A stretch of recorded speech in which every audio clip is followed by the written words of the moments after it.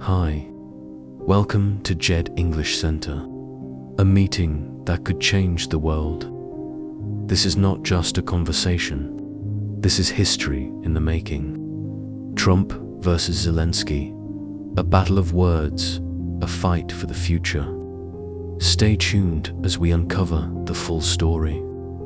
Chapter 1. The arrival, the air is cold, the sun is low. The White House gates open slowly. A long black car moves forward. It stops.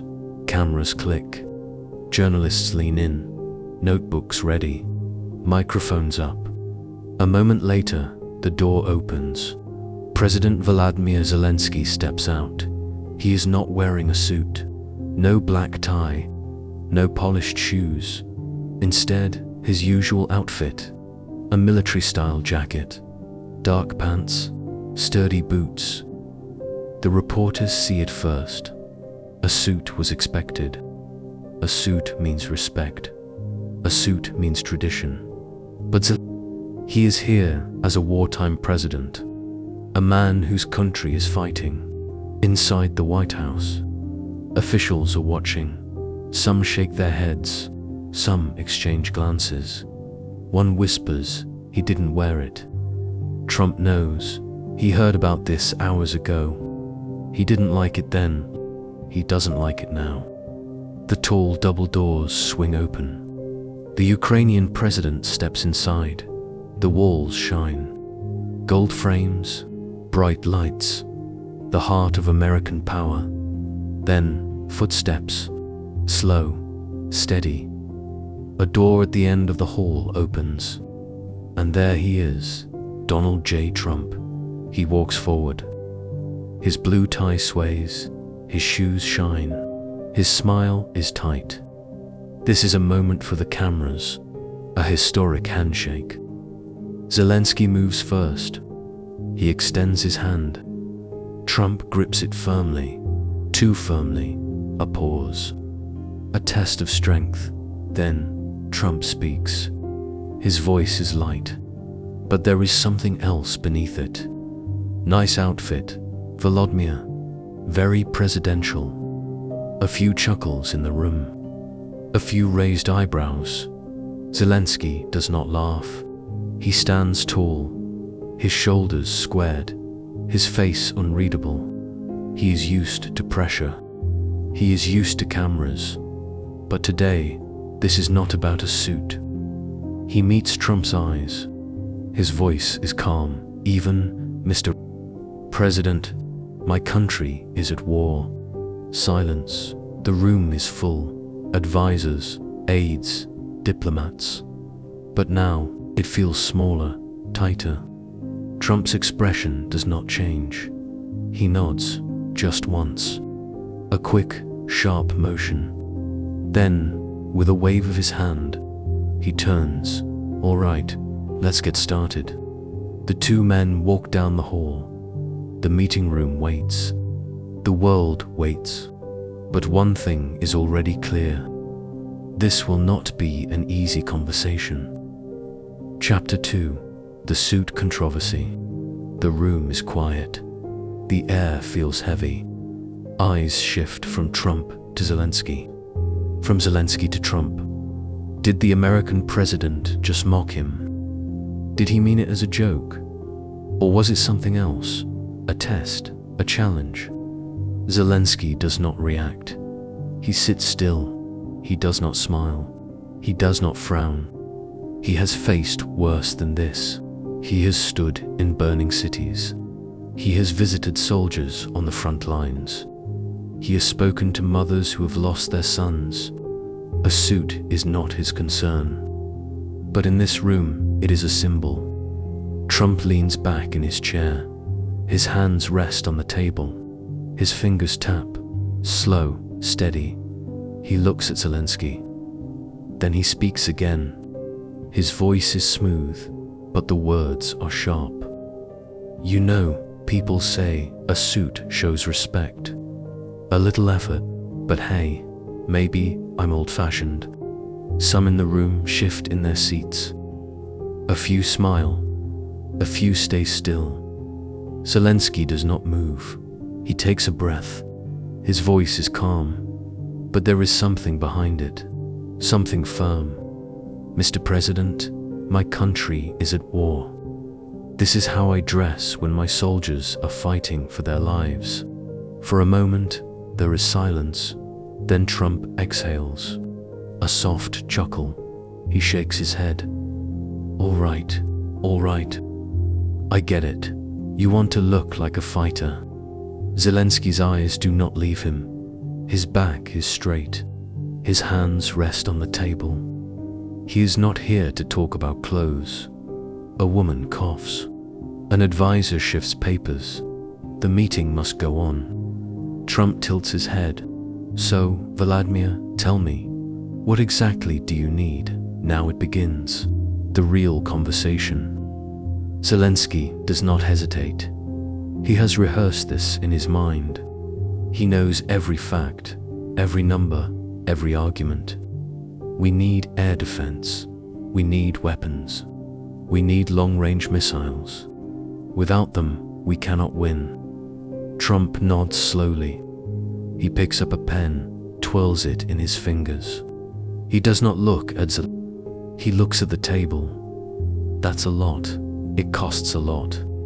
And let me ask you. He finally lifts his gaze, eyes locking on to Zelensky's.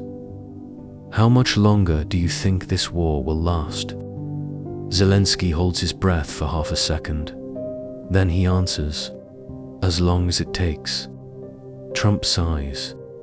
He leans forward now, elbows on the table. His voice drops lower, almost a whisper. Vladimir, I like winners. I like people who know when to make a deal. I like people who don't just fight, but also think. Zelensky's jaw tightens. His voice remains steady. Fighting for freedom is thinking, Mr. President. We do not have the luxury of stopping.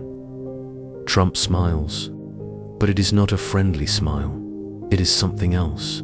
Sure, but think about this. Is there a point where you've lost too much? A point where it's smarter to sit down with Russia and talk? The words linger in the air.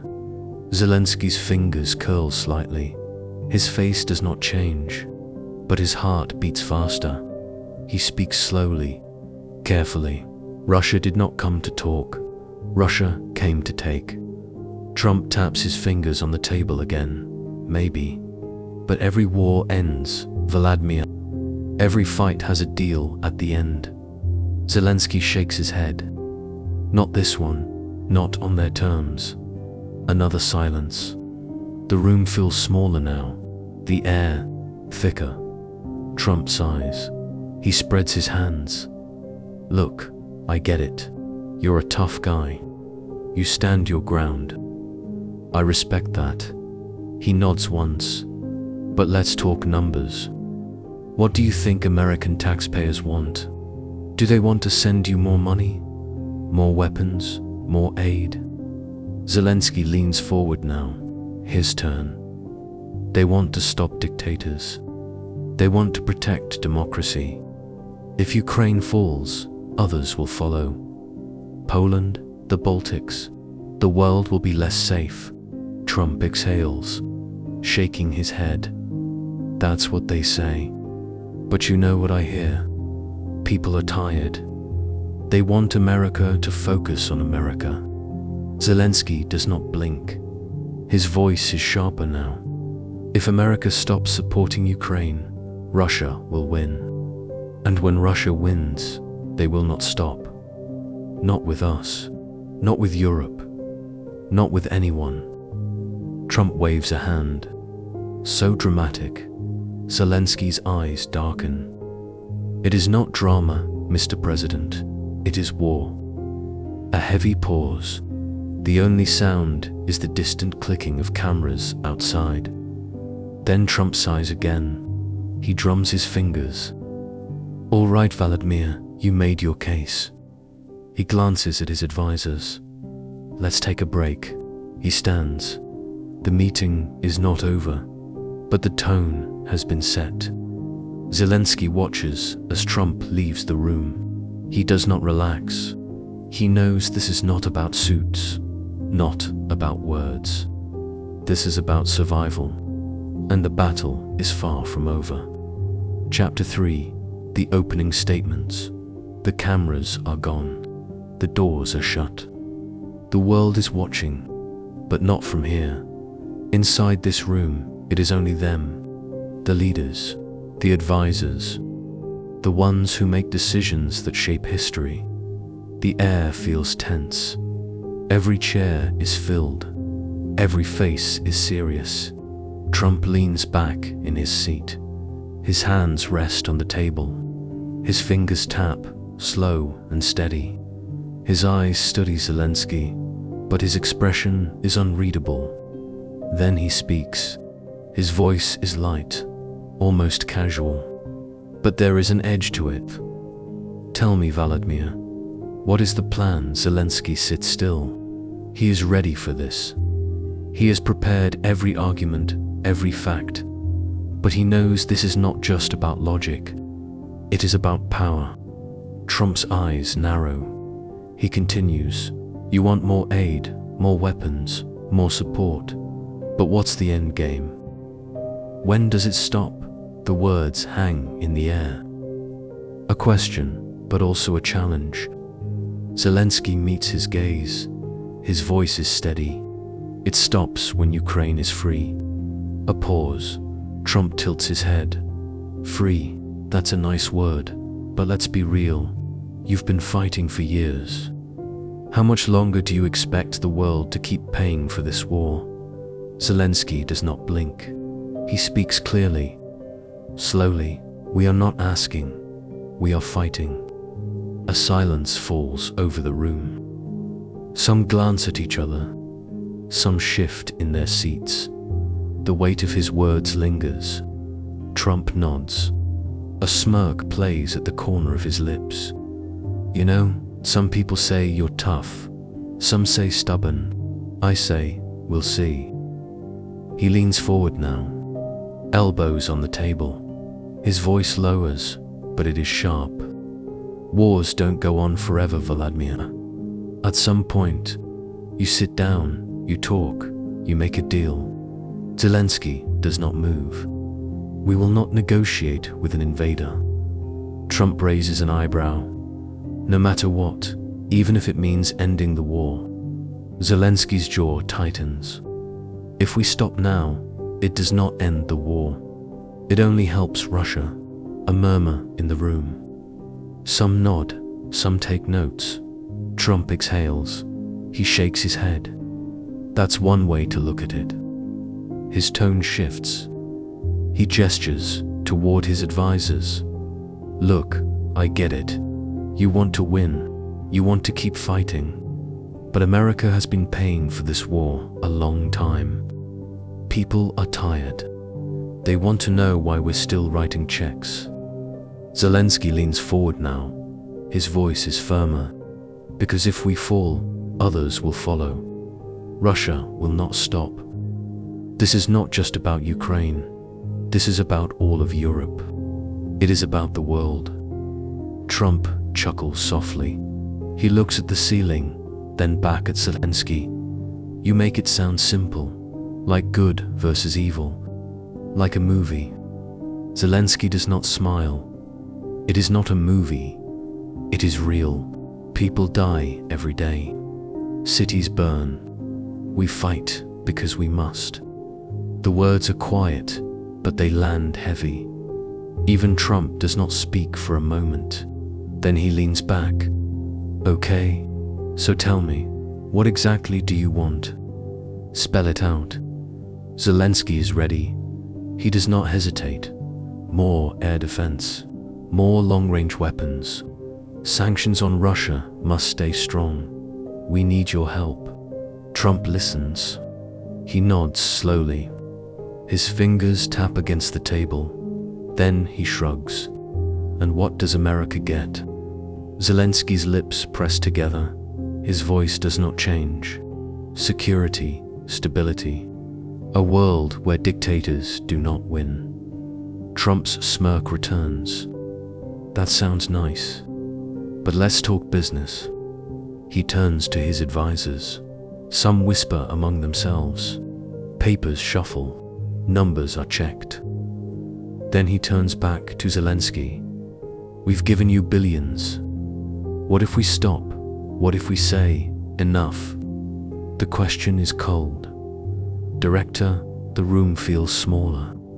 Zelensky does not look away. His voice is clear. If you stop, Russia wins. Trump tilts his head. And what if they do? The words cut through the air like a knife. Some advisors glance at each other. No one speaks. Zelensky does not hesitate. His voice is sharp now. Then the war does not end. It moves to Poland, to the Baltics, to NATO's borders. It will not stop with us. Trump listens, his expression unreadable. He taps his fingers again. Then he leans forward. So, you're saying America has no choice? Zelensky meets his gaze. I am saying America must choose. Another silence. It stretches. Then Trump nods. He turns to his advisors. All right, let's take a break. The meeting is not over, but the battle of words has begun. Chapter 4. The aid debate. The room feels colder. The air is thick with tension. All eyes are on the two men seated across from each other. The discussion has shifted. No more polite introductions. No more small talk. The real issue is now on the table. Billions of dollars. Weapons. Assistance. Support. Trump leans forward. His elbows rest on the smooth surface in front of him. His voice is calm, but carries weight. Why should the US keep paying? His eyes narrow. What's in it for us? The question is blunt, sharp. It is not unexpected, but it cuts through the air like a blade. Zelensky does not look away. He knows this question. He has answered it before. He will answer it again. His voice is clear, steady. Freedom, security, stability. Trump does not react. He listens, waiting for more. Zelensky continues. He speaks of alliances, of promises made. He reminds the room that Ukraine is not only fighting for itself, it is standing on the front line for democracy. For the world. Trump watches him. He nods slightly, but there is something unreadable in his expression. He sits back in his chair. Then he shrugs. Allies, I like winners. Are you winning? The words land heavily. The weight of them fills the silence. Zelensky does not flinch. He knows how to handle pressure. He has faced worse than this. He keeps his voice firm. We are still fighting. Trump tilts his head. Still fighting. His voice is slow, measured. That's another way of saying you're not winning. Zelensky exhales. He expected this. He leans forward, his fingers pressing together. Wars are not won overnight. They are won by those who do not give up. Trump nods. He does not look convinced. His fingers tap on the table. You need more weapons, more money, more everything. And what if we stop? What happens then? Zelensky's answer is immediate. Then Russia wins. Trump lifts an eyebrow. And what does that mean for us? The question is not asked lightly. It is a test, a challenge. Zelensky holds his ground. It means war will not stop with Ukraine. It will spread. It will reach NATO's borders. It will reach your allies. And in time, it may reach you. Trump exhales slowly. He shakes his head. You think America is in danger? Zelensky does not hesitate. I know that if Russia is not stopped now, it will not stop later. The room is silent. Some advisors glance at each other. Some take notes. Trump folds his arms. His tone changes.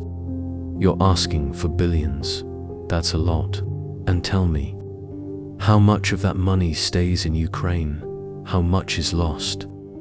Zelenskyy's fingers tighten slightly. He understands the implication. Corruption, misuse of funds. He has heard these concerns before. His voice does not waver.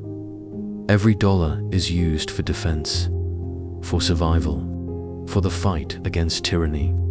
Trump nods slowly, as if considering the words. Then he sighs. People in my country are asking, why should we spend money on a war thousands of miles away when we have problems at home? Zelenskyy leans forward. His eyes are sharp. His voice is steady. Because your problems will be worse if we lose. Trump lifts his chin. Is that a threat?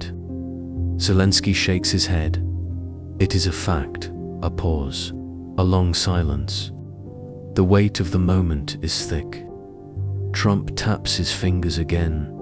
A steady rhythm. Then he exhales. So, what's your offer? Zelenskyy frowns slightly. Offer? Trump smirks. You're a businessman, Vladimir. What do we get in return? Zelenskyy straightens. A safer world. Trump chuckles. That sounds nice, but I deal in real things, not ideas. Zelenskyy meets his gaze, then deal in history. Look back. Look at what happens when the world lets dictators take what they want. Trump watches him. He does not speak. Zelenskyy continues. Look at what happens when the strong abandon the weak. Look at what happens when fear wins. Trump sighs. He leans back. His arms cross. His lips press together. Finally, he speaks. I don't like losing. His voice is lower now, almost thoughtful. But I also don't like wasting money. Zelenskyy does not blink. Then help us win. Another silence. Trump looks at his advisors. He lifts a hand. We'll talk numbers. The meeting is far from over. But something has shifted. The battle is not just on the front lines. It is here, in this room, and the fight is not over yet. Chapter 5, Russia and the Unfinished War. The room feels colder. The air heavier. The conversation has reached a breaking point. No more talk of aid. No more debates about money. Now, it is about something deeper, something greater. War, Russia, the future. Trump leans back in his chair. His hands fold together. His eyes study Zelenskyy carefully. Then he speaks. Maybe it's time to negotiate. Time to shake hands and end it. The words hang in the air. They do not move. Zelenskyy does not blink. His shoulders tighten. His hands grip the edge of the table. His voice is clear. We do not negotiate with those who invade us. The room is silent. Not even the advisors shift. Trump tilts his head. His expression is unreadable. Then he sighs. Well, Volodymyr, I do business with everyone. Zelenskyy's jaw tightens. His heartbeat is steady, but faster now. His country is not a business. His people are not numbers on a page. Trump's voice is smooth, almost casual. Every war ends, doesn't it? They all do. Eventually, someone sits down. Someone makes a deal. He leans forward. Why not now? Zelenskyy breathes in slowly. His voice remains strong. Because a deal with Russia is not peace. It is surrender. Trump raises an eyebrow. So, you're saying there's no way out? Zelenskyy shakes his head. There is only one way out. Victory. A soft chuckle escapes Trump's lips. He shakes his head, amused. You're a tough guy, huh? Zelenskyy does not answer. He does not need to. Trump shifts in his chair.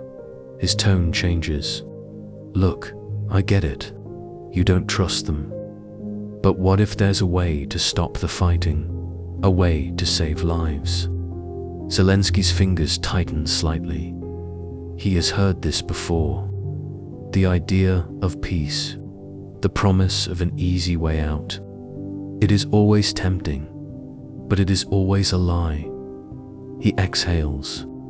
Saving lives means stopping Russia, not making deals with them. Trump watches him. His fingers drum against the table. A slow, steady beat.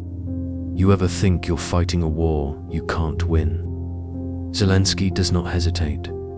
No, the answer is final. Trump leans back again. He studies the ceiling, then glances at his advisors. He lets out a long sigh. You know, some people would say, you're being reckless. Zelensky's eyes darken. And some people do not know what it means to fight for their country. Trump smirks. Fair enough. An advisor clears their throat. Papers shuffle. The silence is broken. Trump straightens. His tone sharpens. All right, tell me this. What happens if Russia doesn't stop? If this war goes on for years, what then? Zelensky does not hesitate. Then we keep fighting. Trump exhales sharply. For how long? Zelensky's voice is calm. For as long as it takes.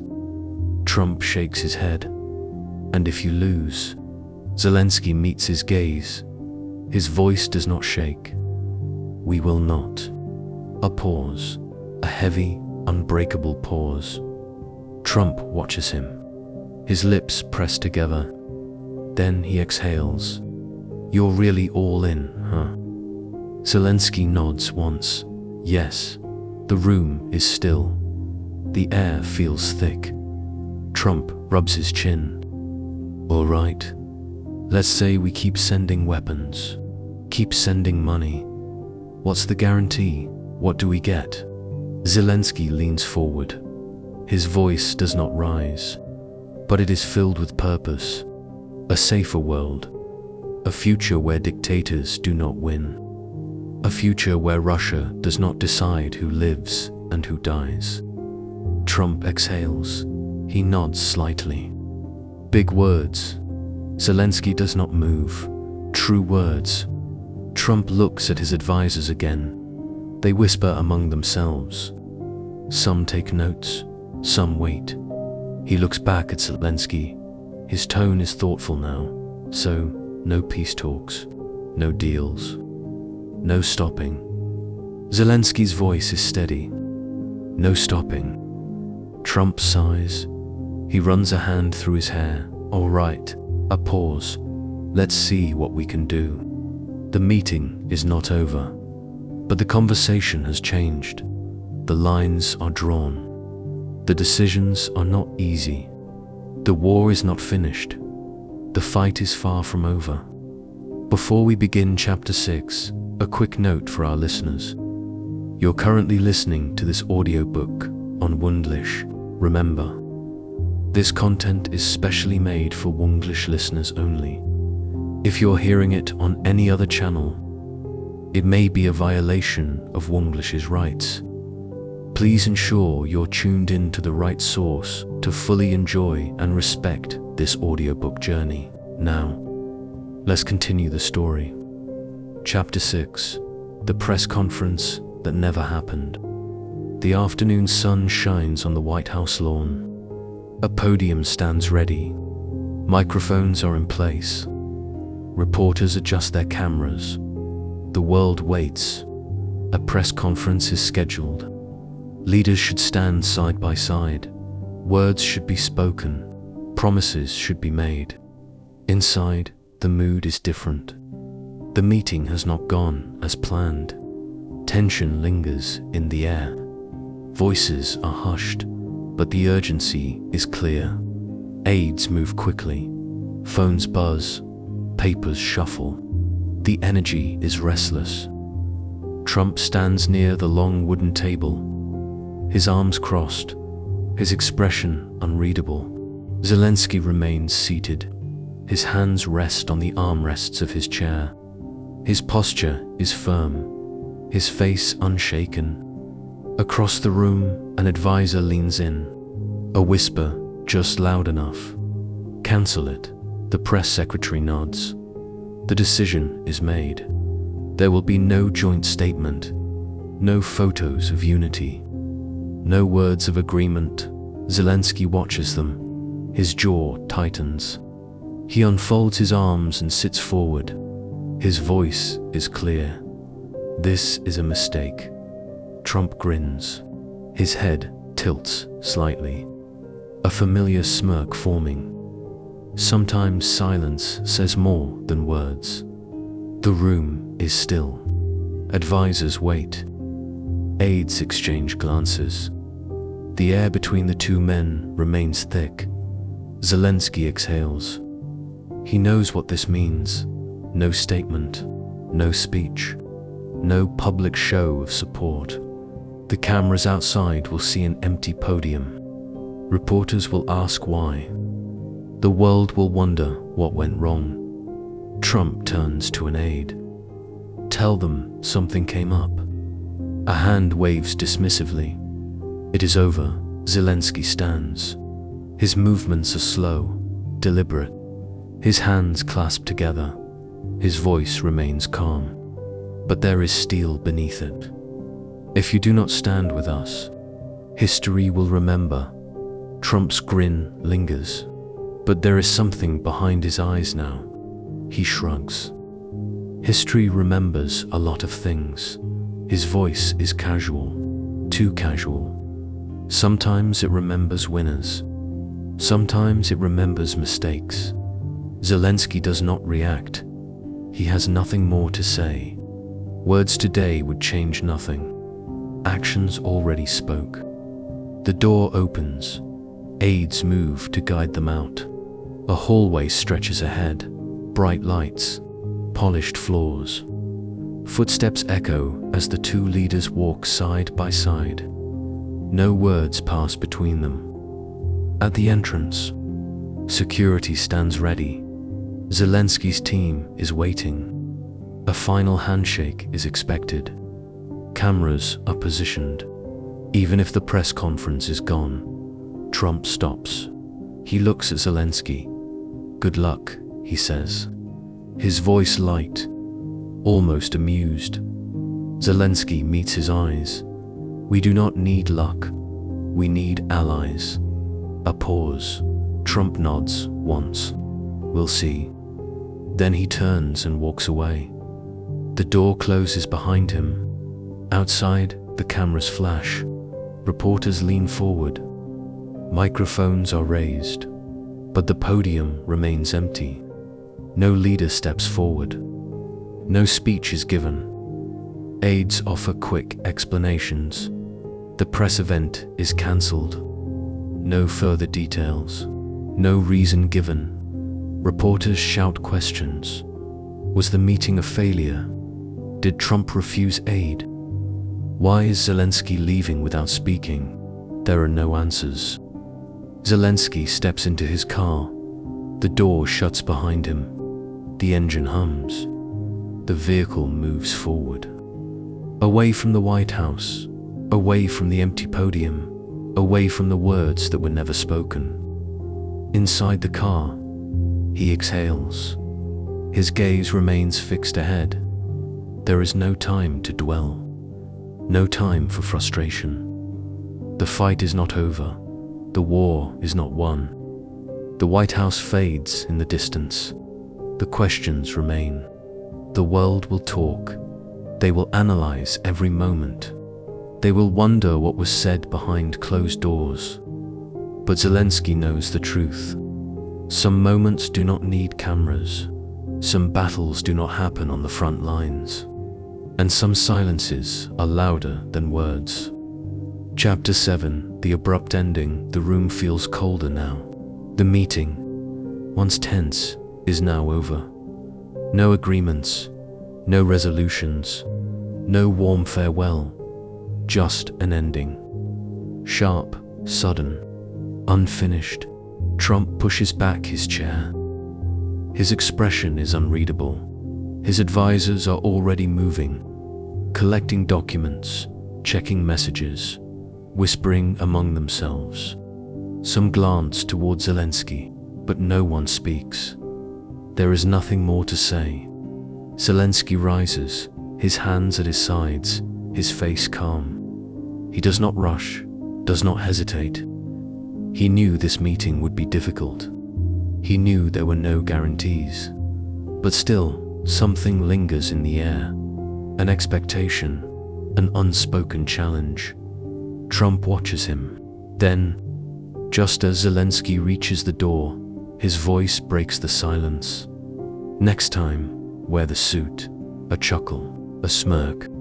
Zelensky stops, his back straight, his breath steady. He turns slowly, his gaze meets Trump's. A pause, a beat of silence. Then his voice comes, firm and clear. Next time, remember who is really fighting. Trump tilts his head. Amusement flickers in his eyes, but he does not reply. Zelensky does not wait. He turns back toward the hallway. His steps are measured, each one firm, deliberate. The doors open. He steps through. His team follows. Some whisper among themselves. Others glance at him, searching for a sign. A reaction, but his face remains unchanged. The hallway stretches ahead. Bright lights, polished floors.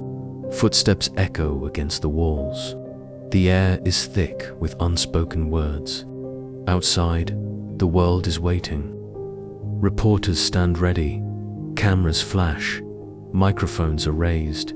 The podium stands empty. The press conference was never held. No handshake for the cameras. No joint statement. No sign of unity. Questions fly from all directions. Was the meeting a failure? Did Trump refuse more aid? Did Zelensky walk away with nothing? No answers come. No response. His team moves quickly. The black car waits at the curb. The door swings open. He steps inside. The door shuts. The engine hums. The vehicle pulls away. Inside the car, the city moves past the window. The White House fades in the distance. The streets are busy. People walk, unaware of what just happened behind those closed doors. His hands rest on his lap. His fingers tighten slightly. He takes a slow breath. He does not look back. The car moves forward. His mind does too. The war is not over. The fight is far from done. The meeting may have ended, but the battle continues. Tomorrow will come, and with it, another decision, another challenge, another moment to stand firm. The night falls over Washington. But for Ukraine, the night has already begun. The front lines remain. The soldiers wait. The people endure. A suit was never the issue. The real question remains. Who will stand? Who will fight? Who will win? Chapter 8. The world reacts. The headlines spread like wildfire. Newspapers print bold letters across their front pages. News anchors speak with urgency. Online debates ignite. The world is watching. The meeting that was supposed to be routine, controlled, diplomatic, is now something else. Meeting ends in tension. No press conference. The suit that stole the show. Cameras captured no smiles. No firm handshakes. No unity between leaders. There were no reassurances. No clear answers. Just silence and speculation. Social media erupts. One clip plays over and over again. Trump's final words, Zelensky's unwavering stare, the sharp exchange before he walked out. Some call Zelensky bold, strong, fearless. Others call him stubborn, reckless. Some say he embarrassed himself. Some say he embarrassed Trump. Opinions split. Some believe Zelensky won the moment, that he stood his ground, that he refused to bow. Others claim Trump asserted power, dismissing the Ukrainian president with a smirk, proving that words mean little when money and weapons are in question. The White House moves quickly. A carefully crafted statement is released. The meeting was productive. The conversation was direct. Both leaders expressed their positions, but no one is fooled. Analysts speak on live television. Experts argue. The world wants answers. What was said behind those closed doors? Was aid promised? Or was it threatened? In Ukraine, the reaction is swift. Some praise Zelensky for refusing to bend. He did not change who he was, did not trade his principles for approval. Others worry, will the US reduce its support? Was this meeting a sign that things are shifting? In Washington, politicians react. Some support Trump's stance, saying American aid cannot be endless. Others criticize him for his tone, for his lack of warmth toward an ally in need. Zelensky's words linger in the minds of many. Next time, remember who is really fighting. Memes flood the internet. Images of the two men, their expressions frozen in time. One standing firm, the other smirking. Outside the White House, reporters wait for answers. Officials give vague responses. No commitments, no confirmations. The questions remain. Inside Zelensky's plane, silence. His team reviews notes, checks, reports. The engines roar as they leave Washington behind. His eyes stay on the window. The city lights fading beneath the clouds. The trip is over, but the real challenge begins now. In Ukraine, the war does not pause. Soldiers remain on the front lines. Civilians brace for the next attack. The night sky glows with distant explosions. The enemy does not care about meetings or press conferences. A decision was not made today, but a message was sent. Chapter 9: Ukraine's response. The plane touches down in Kiev. The journey is over, but the real work begins now. Outside, the city is quiet. The air is cold. Snowflakes drift through the dark sky. The war has not paused. It does not wait for meetings, speeches, or politics. Zelensky steps off the aircraft. His team follows. Some glance at their phones, reading the latest reactions. Others remain silent, lost in thought. The tension from Washington still lingers. The weight of unanswered questions hangs over them. But there is no time to dwell. There is only time to move forward. Inside the presidential office, the lights burn late into the night. Reports flood in from advisors. Messages arrive from allies. Some express support. Others remain cautious. The meeting with Trump has sent ripples across the world. Some believe it was a show of strength. Others worry it was a risk. His team debates. Did he push too hard? Did he risk too much? Could he have handled it differently? Some argue that diplomacy is about compromise. Others insist that standing firm was the only option.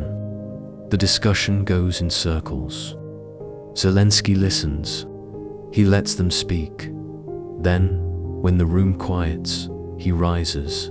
His voice is steady. We do not lead by asking what pleases others. We lead by doing what is right. No one replies. They understand.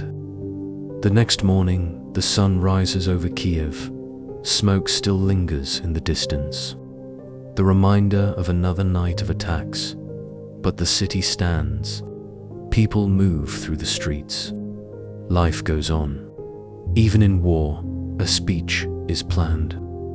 The nation needs to hear from him. The cameras are set. The flags stand behind him. The moment arrives. He looks into the lens. The world is listening. His people are waiting. We stand strong. With or without support, Ukraine fights. Not because we choose war, but because we have no choice. We will not bow. We will not break. His words echo through the halls, through homes, through trenches on the front lines. Some cheer, some nod in quiet approval, others worry. In living rooms, families watch. A mother in a small apartment clutches her son's hand. A soldier, resting for only a moment, listens through a cracked radio. They hear his voice. They hear his resolve. His advisors continue their debates behind closed doors. Some say a leader must be careful. Others argue that strength is the only answer. But he does not waver. A leader does not change clothes to please others. A leader does what is right. The night falls again over Ukraine. The war does not sleep, but neither does its leader. Chapter 10, Trump's next move. The White House is busy. Phones ring. Doors open and close. Advisors gather in small groups, speaking in hushed tones. The meeting with Zelensky is over, but the conversation continues.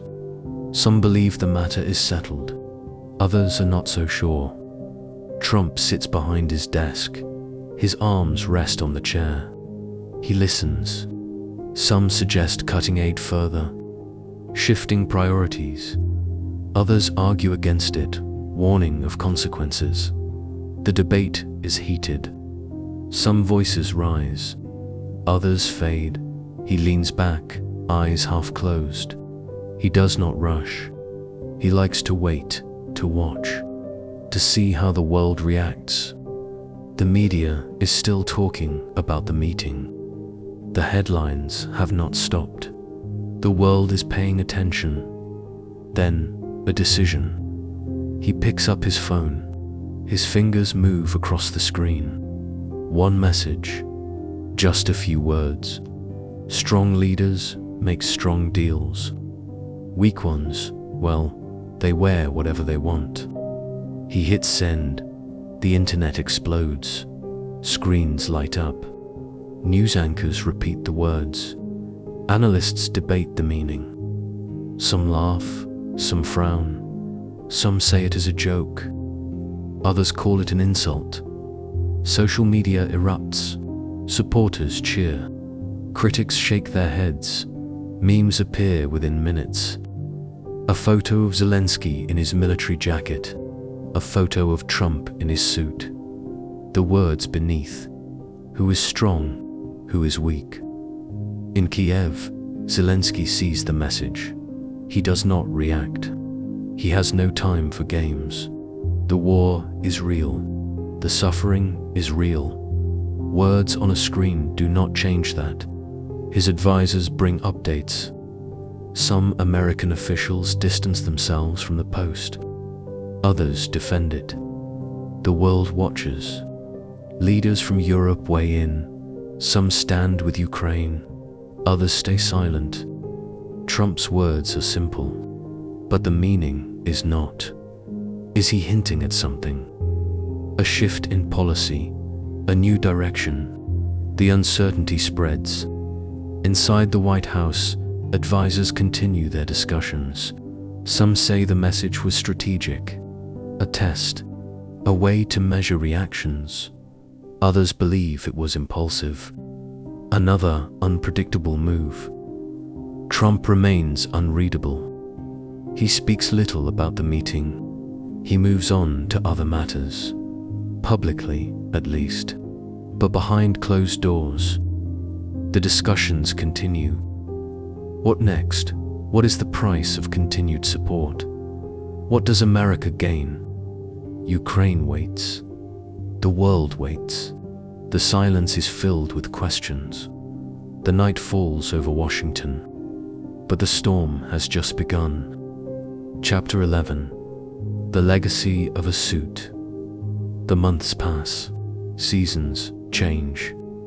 New headlines fill the news cycle. Wars continue. Elections come and go, but some moments stay.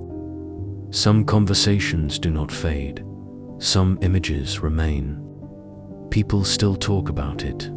They mention it in interviews, in debates, in late-night discussions. The words come up again and again. Remember the suit incident, a sentence that once seemed small, but now carries meaning beyond fabric, beyond clothing, beyond a handshake in a cold room. Videos of that moment still circulate. The handshake, the smirk, the words exchanged at the doorway, the way one man stood firm while the other leaned back, testing, judging. The world still chooses sides. Some believe Zelensky won. He stood by his principles. He refused to bow to expectations. He walked into one of the most powerful rooms in the world and did not change who he was. To them, that was strength. That was leadership. Others believe Trump won. He controlled the room. He made the moment his own. He did not bend to emotion. He dictated the terms. To them, that was power. That was dominance. A year later, both men move forward, but the meeting lingers. It follows them. For Zelensky, the war continues. His country still fights, still struggles, still hopes. His days are filled with decisions. Hard, painful decisions. Every resource matters. Every soldier counts. The world still watches Ukraine, but not always with the same urgency. Promises made in bright rooms are sometimes forgotten in the dark of war. For Trump, the conversation shifts. His campaign moves on. His focus changes, but when he stands at rallies, when he speaks to his audience, the suit incident is still there. Some call it a joke. Some call it a symbol, but it does not disappear. People debate what it all meant. Was it about respect, about image, about diplomacy, or was it about something deeper? Historians analyze it. Political experts write about it. Comedians still make jokes about it. But one thing is clear: a single outfit, a single moment, a meeting that changed everything. The war is not over. The debates are not over. The future is uncertain, but the past is written, and history does not forget. The world holds its breath. A handshake that never happened, a deal that was never made, a conversation that left more questions than answers. Trump walked away with his America First stance. Zelensky left without the promise of continued support. The world is now at a crossroads. Will Ukraine stand strong without America's help? Will Russia take this as a green light for more aggression? And most importantly, what happens next? History is unfolding before our eyes. What do you think? Should the US continue helping Ukraine, or should it step back? Drop your thoughts in the comments. Don't forget to like, subscribe, and hit the notification bell for more gripping historical breakdowns. Because sometimes words are more powerful than weapons.